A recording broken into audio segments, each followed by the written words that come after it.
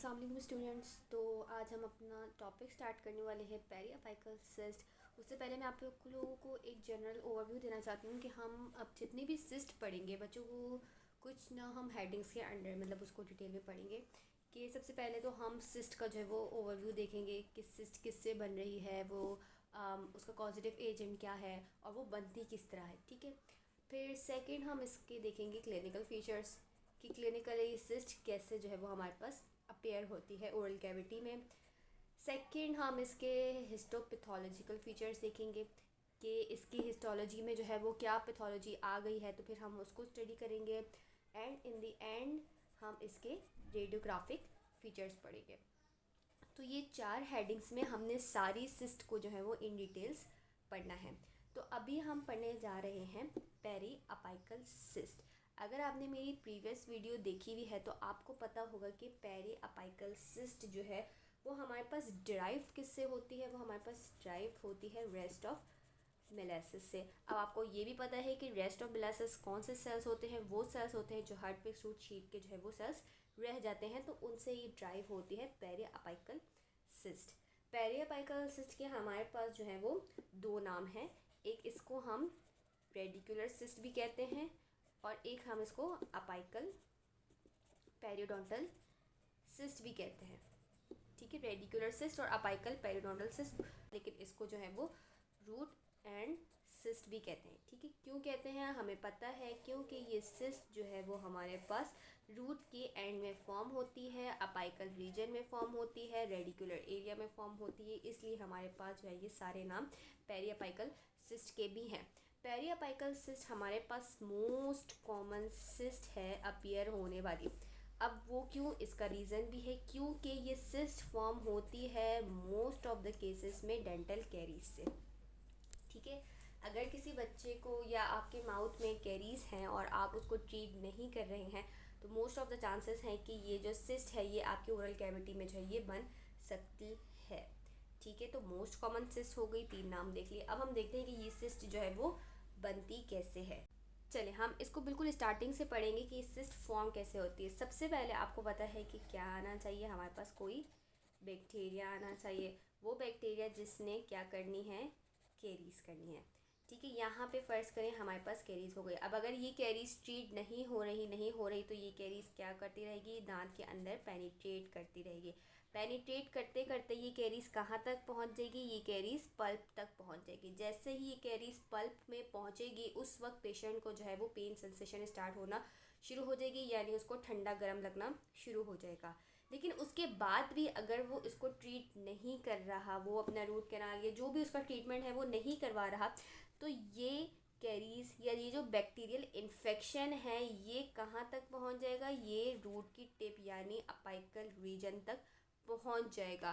और जैसे ही ये एपिक्स में पहुँचेगा तो हमारे पास यहाँ पे जैसे ही बैक्टीरियल इन्फेक्शन यहाँ टिश्यूज़ में इन्वेड हो जाएगा तो बॉडी का इम्यून रिस्पॉन्स जो है वो इनिशिएट होगा और यहाँ पे हमारे पास किस सेल्स हमारे पास कुछ केमिकल्स रिलीज़ करेंगे, कुछ WBCs ल्यूकोसाइड्स वो सब यहाँ पे आ जाएंगे बैक्टीरिया को ख़त्म करने। तो यहाँ पे हमारे पास बच्चों क्या हो जाएगी, यहाँ पे हमारे पास स्टार्ट हो जाएगी इन्फ्लेमेशन, सही है।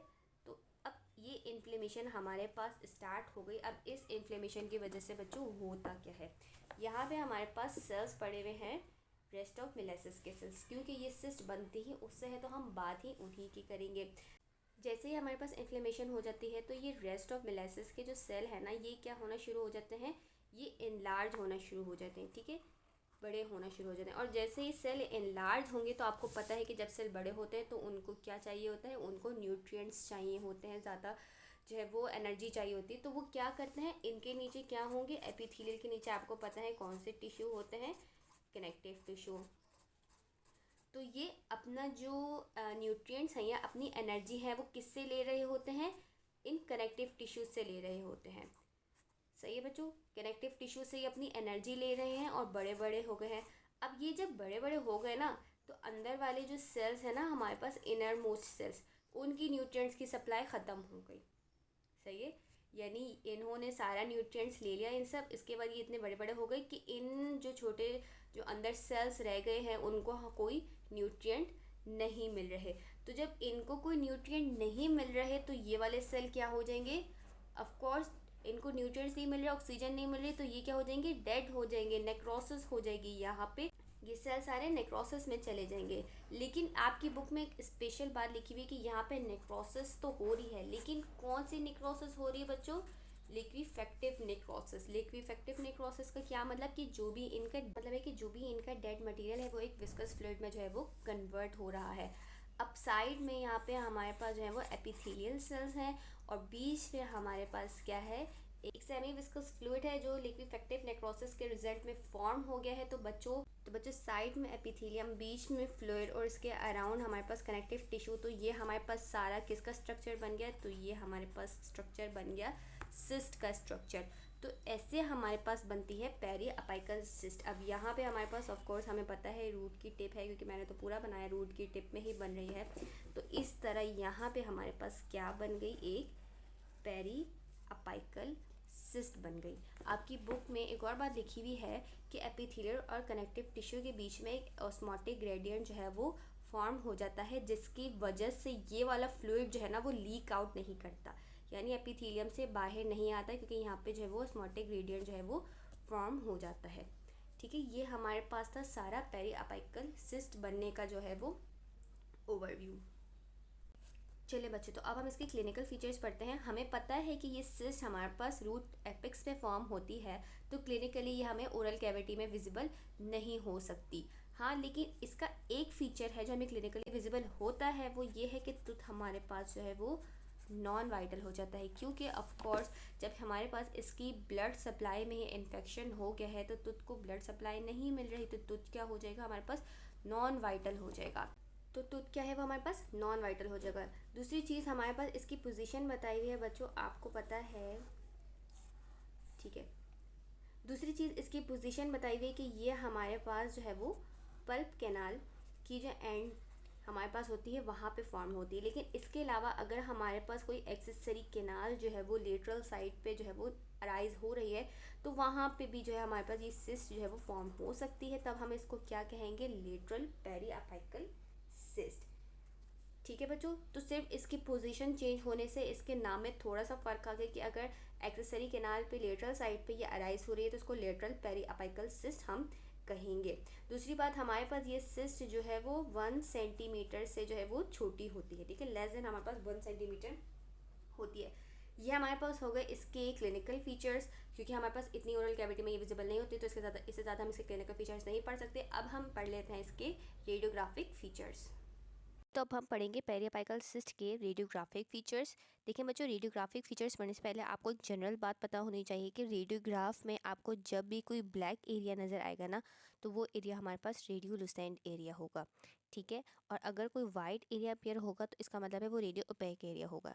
ये जनरल सी बात थी, क्योंकि आगे हम जब रेडियोग्राफ पढ़ेंगे तो हम इस तरह स्टडी करेंगे कि ये रेडियो ओपेक एरिया हमें नज़र आ रहा है या रेडियोलुसेंट एरिया नज़र आ रहा है, तो इसमें हम बात करेंगे। अब आप यहाँ पे देख रहे हैं कि ये हमारे पास है एक टूथ, जिसके नीचे हमें एक सिस्ट दिख रही है। अब ये सिस्ट हमें रेडियोग्राफ में कैसी दिख रही है, सिस्ट हमें रेडियोलुसेंट दिख रही है। और इस सिस्ट की शेप क्या है, ये सिस्ट हमारे पास है सर्कमस्क्राइब्ड सर्कल, यानी एक पूरा प्रॉपर सर्कल है, यानी कोई से हमें कोई डिफ्यूज्ड एरिया नहीं दिख रहा, प्रॉपर जो है वो डिमार्केटेड एक सर्कल है। तो ये सर्कमस्क्राइब्ड रेडियोलुसेंसी हमें नज़र आ रही है इस दांत की। तो पेरी अपाइकल सिस्ट का रेडियोग्राफ हमें कैसा नज़र आ रहा होगा, वो एक राउंड वेल सर्कमस्क्राइब्ड रेडियोलुसेंसी हमें अपाइकल रीजन पे जो है वो हमें नज़र आएगी। ठीक है बच्चों, अब ये तो बात होगी कि जब रूट एपिक्स में हमारे पास अगर कोई पेरी अपाइकल सिस्ट मौजूद है तो उसका रेडियोग्राफ हमें ऐसा नज़र आ रहा होगा। लेकिन अगर फ़र्ज़ करें कि हमारे पास जो है वो लेटरल साइड पे कोई सिस्ट मौजूद है, तो उसमें हमारे पास जो सर्कल बनेगा वो सेमी सर्कल होगा, यानी हाफ सर्कल।